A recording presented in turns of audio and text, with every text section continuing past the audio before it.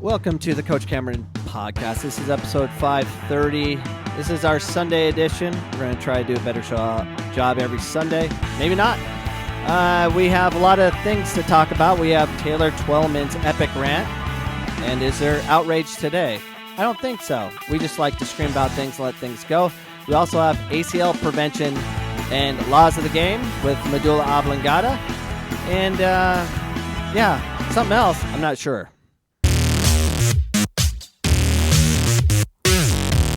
This episode is brought to you by CoachCameron.com, a place where you can get all your merchandise. Go to CoachCameron.com, click on the store, and buy the most expensive t-shirt you've ever bought, or the most expensive mug you've ever bought. You know why? Because I'm featured on it. I'm like the Nike symbol. Once you put me on it, it's going to cost twice of the value. But more importantly, you're contributing to a wonderful podcast. You will sustain this podcast if you make... I'm sorry, Coach Cam, I can't do this anymore. You are way overpriced. It's disgusting how much you're charging. Then for don't do it. Or leggings, or a t-shirt, or long sleeve. It's just too... I can't do it. Then Anyways, don't. If you want to buy merchandise of this podcast and then sustain it, don't agree if coming on the podcast and do it. Just get off. Get off. He's just nothing but he's so much a pain in my rear end. I just can't stand it. Anyways, so we have a lot of things to talk about. One thing I want to talk about is Taylor Twellman's epic rant. We talk about this, the outrage. We are a society we have outrage, and then we move on. We keep doing the same thing over and over again. So I want to do this every Sunday where I'm going to do What Are We Doing segment and discuss what we are doing, which we'll talk about that in a moment. What are we doing? What are we doing? The same thing over and over again. And U.S. soccer is a problem. Nothing will change because of the way we have everything set up. It's just different. So let's listen to Taylor Twellman's epic rant, and we'll break it down a little bit. But let's go ahead and talk about that. It's not about tonight. It's not about Jurgen Klinsmann. It's not just about Bruce Arena. As a whole, U.S. soccer is not prepared. They have not done a good enough job of getting this group ready to play. And keep in mind, the last two Olympics, no United States. Those players that would be playing in the Olympics, 24 through 28, how many of them are in this roster? The players got to be good enough, too. So a lot of people on social media right now want to say it's Jurgen Klinsmann's fault, it's Bruce Arena's fault, it's Sunil Gulati's fault. By the way, as an ex-player, every single one of those players, they can take some nightmares for the rest of their lives because this is... No, I disagree. They don't have nightmares for the rest of their lives. It's in America. Everyone already forgot. We already moved on in life. It's not like in Europe or somewhere else where they'll be punished for life for making those critical mistakes that we made. So Lexi Lawless was right. Bunch of prima donnas. They're more concerned about being made fun of on Instagram because their hair wasn't parted the right way. Utter embarrassment with the amount of money that is in Major League Soccer and in this sport. You can't get a draw, a tie against Trinidad? Max, you don't deserve to go to the World Cup. They certainly did. And people always say about it's tough to get points here, but I see Mexico get points. Come on. We can stop using that excuse. Yes. This is you look at this team, you look at this. They're going to be sitting around next summer, and they're going to be watching this World Cup go on without them. So what does this program do? Is this group, do you blow it up? This is everything, though, Max. So, because I remind everyone, 2,000 euros, Germany laid an egg, and they all came together. Bundesliga, second Bundesliga, DFB, the German Football Federation, all came together with a 10-year plan. Guess what happened in 10 years? They won that World Cup. If this failure... That's great for Germany, but Germany has a culture of soccer, as we do in the U.S., but we don't go after them. The difference between Germany and us and a lot of the other countries actually keep winning World Cups is they have a huge population of players they actually pay attention to that are soccer. I mean, they're in the culture of soccer. We have that here, but we don't go after them. We go after those who can pay to be seen, and in lie, that's our Does problem. not wake up everyone from U.S. Soccer to Major League Soccer, from pay to play to broadcasters to everything, that we're all insane. Because the definition of insanity is doing the exact same thing, knowing the result. Love it. And that's what we're doing. And I love that quote by Taylor. The definition of insanity is doing the same thing over again, knowing the result. We're doing the same thing. So we had Sanel, Glotty as our president, and what did we do? We replaced him with a banker because his sell was, we need more money because we can't compete with the French and the Germans because they have so much more money than us. It's all based on money. That's how we're gonna make it.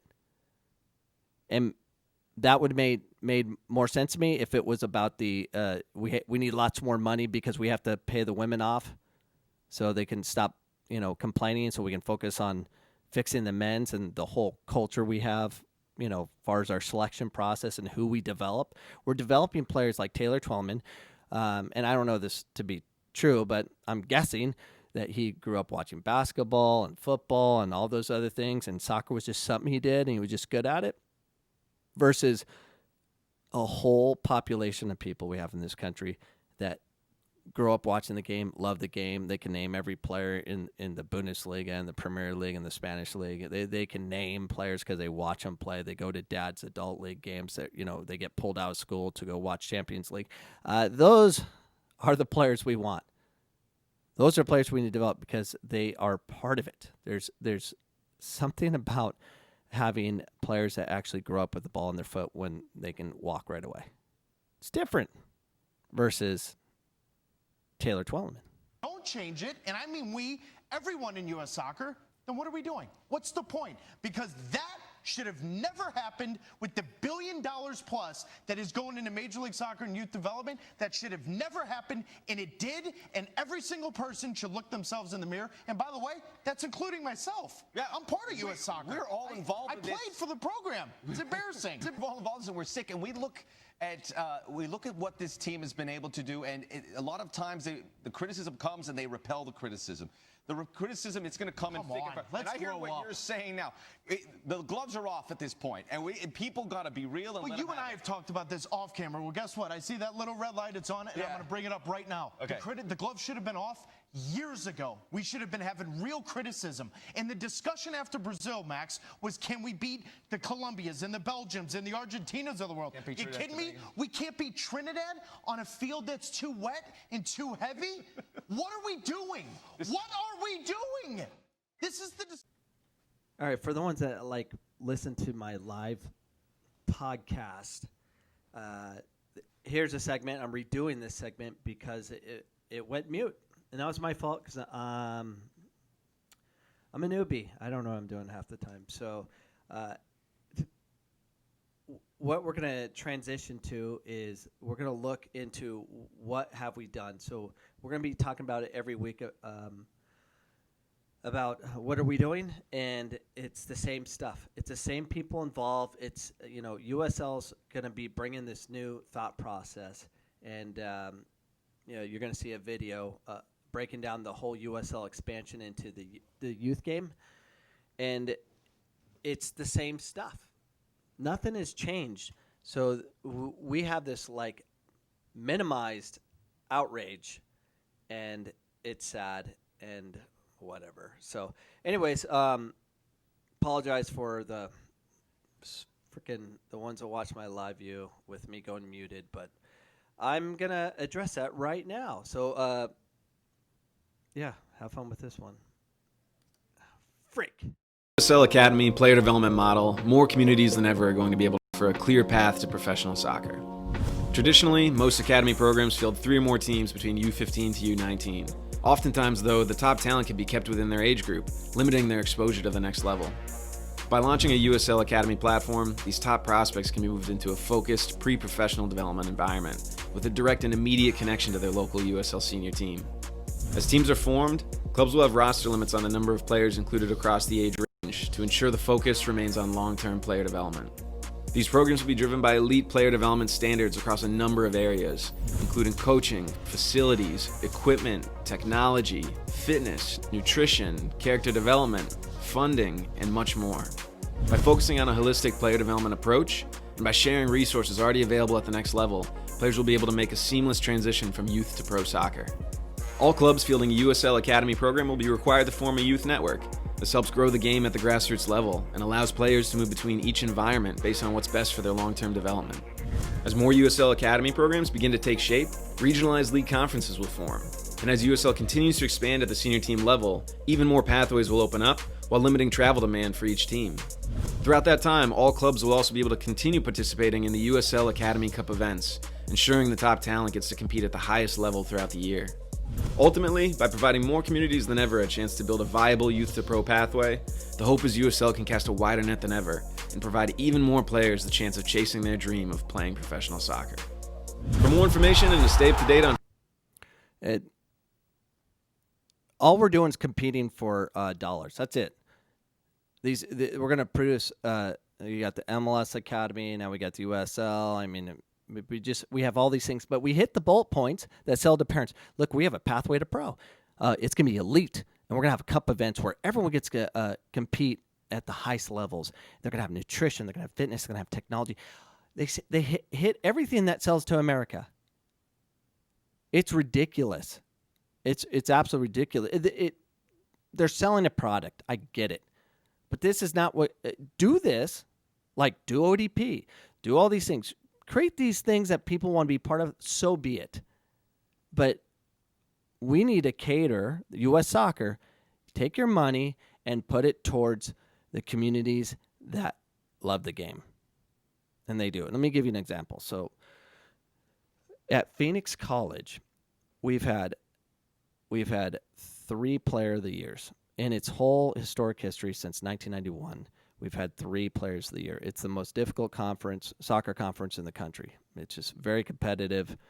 There's been 8 national titles won out of the schools that participate. So at Phoenix College, there's been 3 ACCAC Players of the Year. 1, me. I won it twice. And by the way, the only one to win it twice, ever. And then Ryo Sugihara from Japan won it.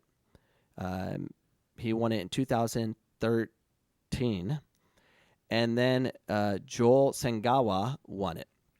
Now, what's interesting about that is, let's talk about Joel Sengawa. So Joel Sengawa won it in this just past season. He has only been in the United States for a year and a half. He comes from Africa. He came here as a refugee. And he didn't have a pathway to pro or elite cup events, a nutrition plan, fitness, and all this technology. He grew up loving the game, played on dirt, mind you. And they just played. They didn't have all these coaches with all this sophistication. He's one of the most amazing players I've seen. Far as his technical ability, his ability to strike the ball. He just, everything's amazing about him. I mean, as a player. And he's happy. He's different. He came from basically the streets of Africa. Comes over here, no problem. Ryo Sugihara came from a Japanese high school. He's just extremely technical. Watch the game, love the game. We are missing that part. We don't have players that go through the DA Academy, or now it's MLS Academy or USL. They're not going to have the players that grow up in the streets loving the game. They're not going to be, as a whole, they're not going to be the ones that watch the game religiously and they really care about it. You're going to have a lot of kids that are somewhat athletic that play Fortnite. That's what we got. That's what we got. It's a problem. It's a big problem. Let's just move on to the next segment, which is where's my ACL? And I'm working on all these commercials and everything for these things, but we'll just move on.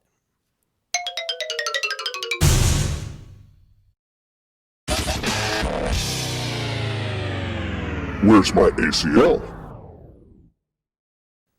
All right, so I'm doing a segment about where's my ACL, and the problem with this, it tends to go on the girl side. You know, it happens on both sides, but tend more on the female side.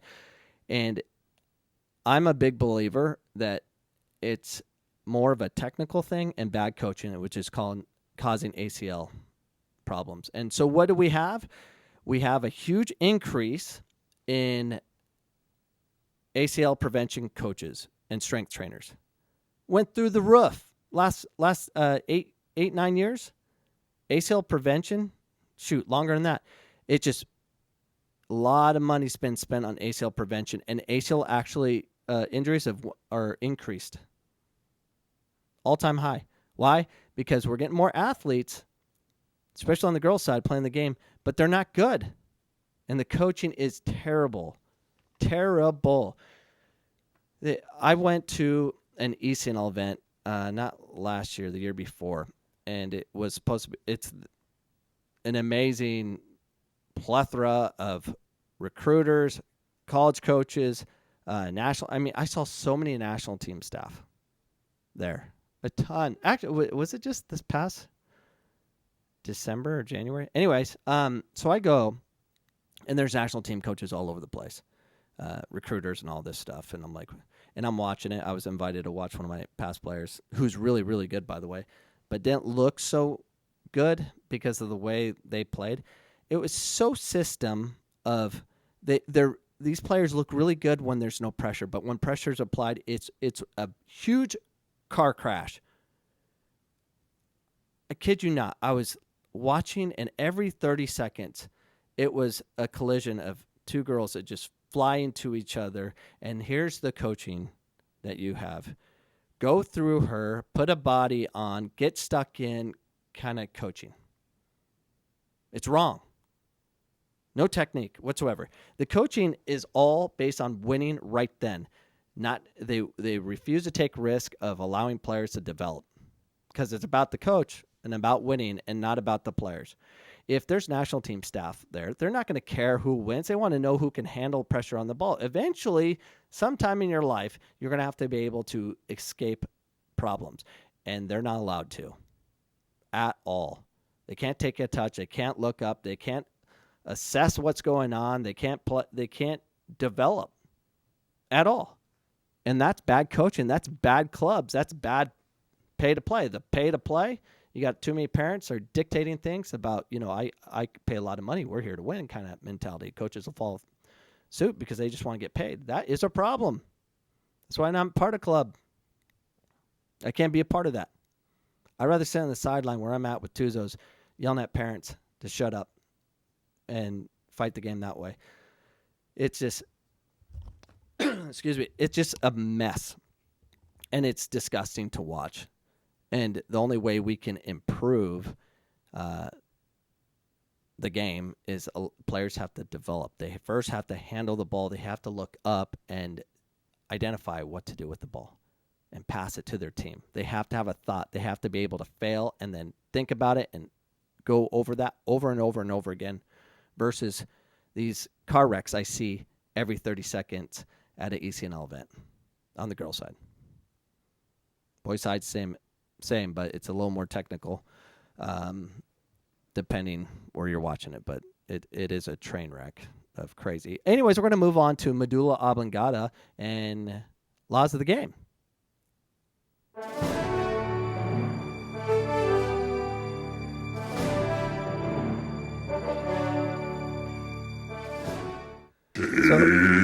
Hey, medulla. Did you bring your kit? Oh my gosh! Quiet.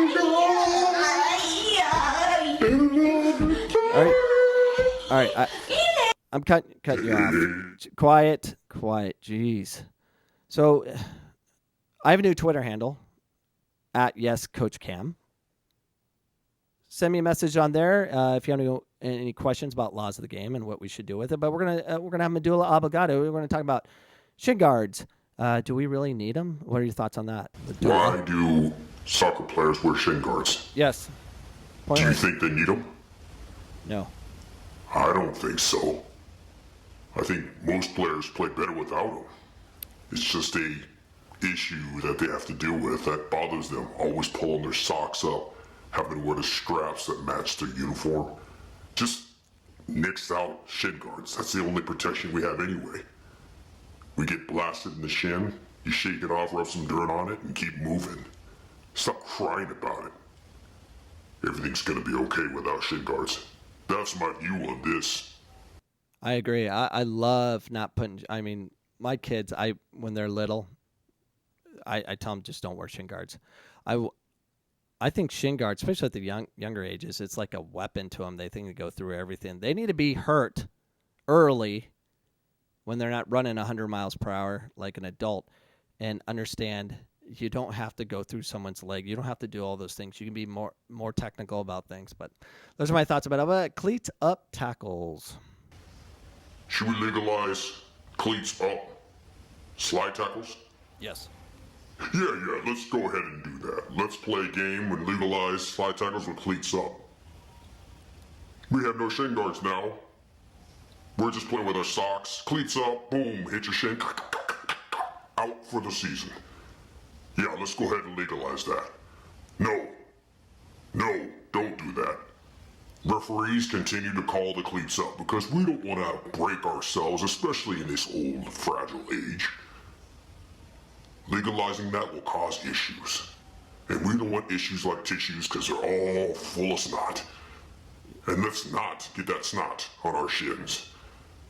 We want to keep playing and keep going as long as we can. So let's not legalize that. Let's keep it going. Call the call.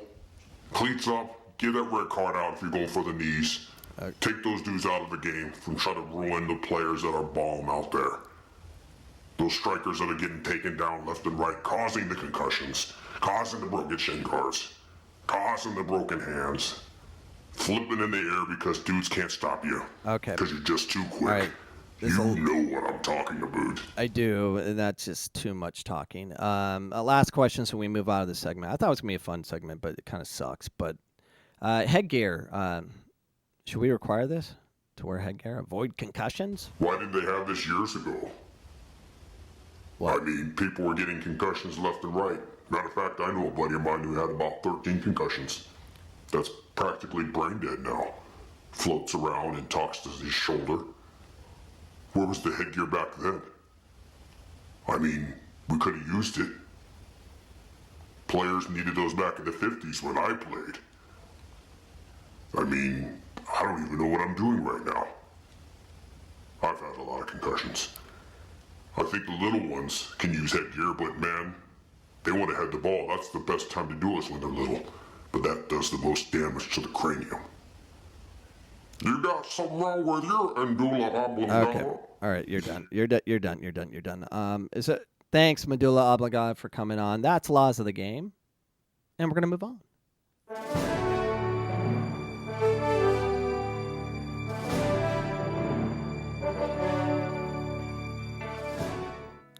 So that's it. That's my show. It's the beginning of potentially being something good. So it's below average right now, but it can be something good, just not right now. I'll be back on next Sunday, hopefully with a better show. It took a lot of work just thinking about it, I guess. I hope you guys have a great day and have a great rest of your week as we head into the new week. And I'll be back next Sunday. See you then.